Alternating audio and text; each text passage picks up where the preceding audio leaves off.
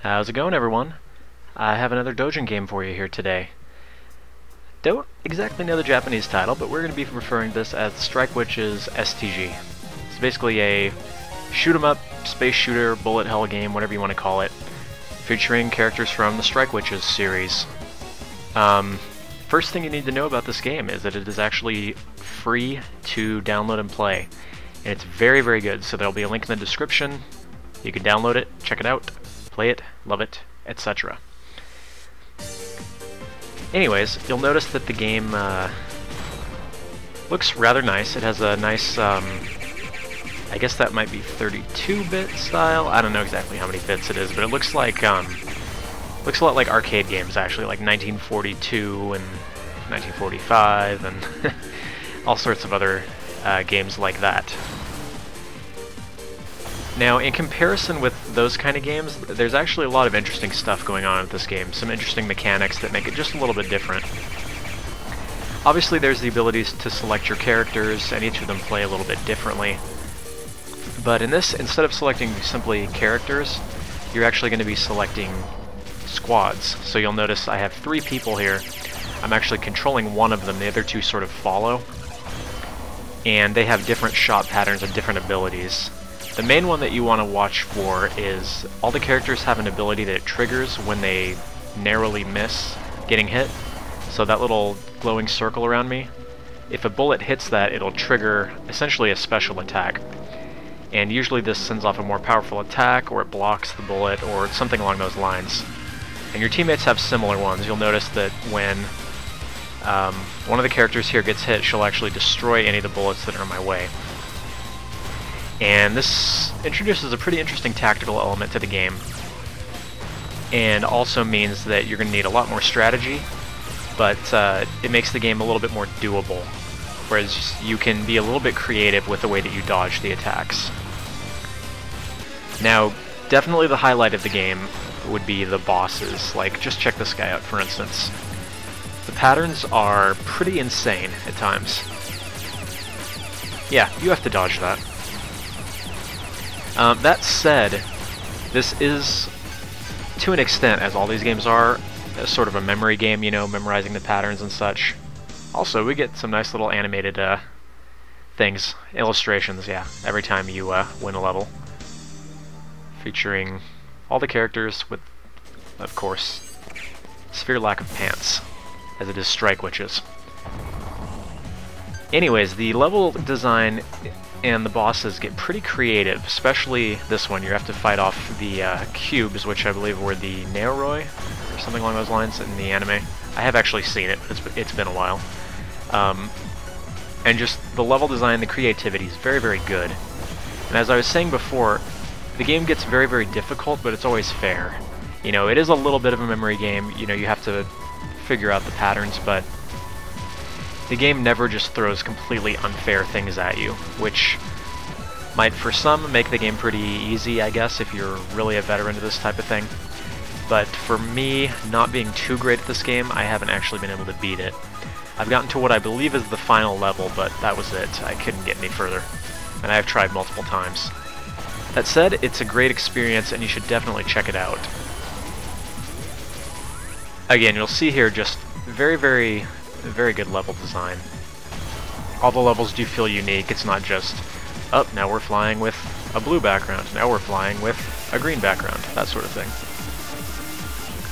They definitely took the source material and made it into something very unique and interesting. For instance, here you're seeing that you have to dodge the cubes while shooting at the one that's basically the heart.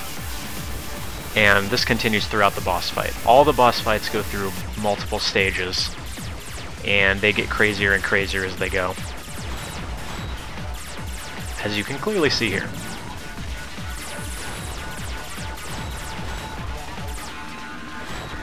And then we go to here. So you'll notice that ability that's triggering. Every time that circle gets within hitbox distance, it will trigger a slash attack, which does a bunch of damage. So you can use that to more quickly whittle away at their HP, like so.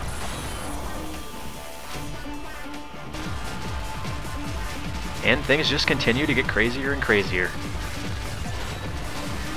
That's sort of the theme in this game.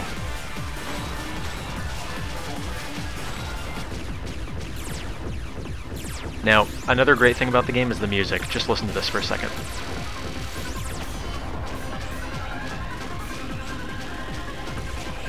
It's so good. I'm just going to shut up for a second.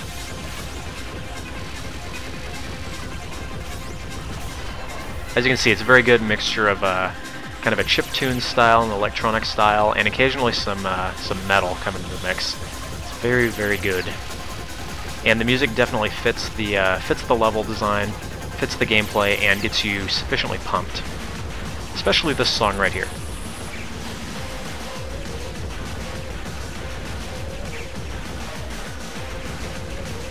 You hear that, and you just know epic things are going to be happening. Yeah, it's wonderful. You notice that the patterns of the bosses are going to trip you up quite a bit. It's never just the same old, oh, now a bunch of bullets are coming at you in this pattern. It's always different things, especially the more creative bosses like this one. As you can see, we've got beams coming in, we've got bullets, we've got obstacles that are getting thrown around. And as I said, the game gets very hectic.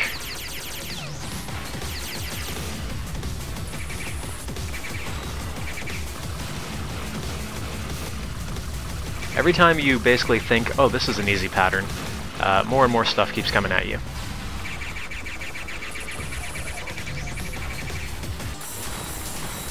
As you can see clearly here.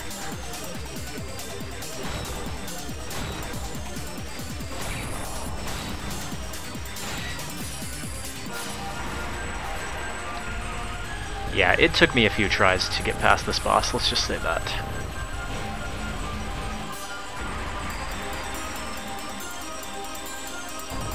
And of course, in typical style of this sort of game, once you kill the boss, there is always a bigger and badder boss waiting for you.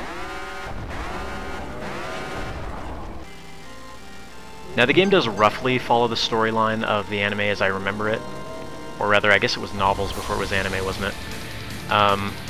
It's not really a focus though, but you'll remember this guy being an enemy that they fought at some point. So, you know, it is loosely connected with the source material. Quite honestly, this could have been any other type of game, though, and it would have been just as good. But, you know, the whole Strike Witchers thing does add a little bit to it, I guess.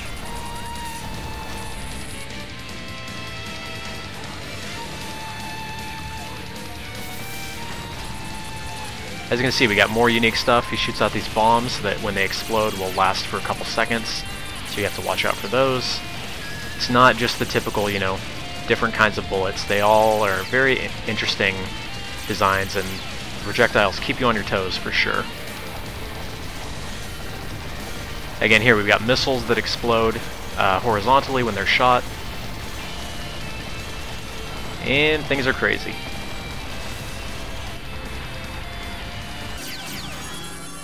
And of course, once you defeat that boss, there's this boss waiting for you. See what I mean? It just ramps it up to 11, and then even to 12, arguably. So it's pretty crazy. Now, as I stated before, I have not beaten this game. I've gotten to what I assume is the final part of the game, which would be this level right here. And I've tried several times, never quite managed it. So if you guys would like to download it, give it a try, it's well worth your time, and it's completely free. And it's legally completely free. You know, the developers have released it as a free game for everyone to play, so definitely worth a look. We will just finish up this gameplay of me sweating and dying. It's okay, almost there. Okay, oh, dodge it.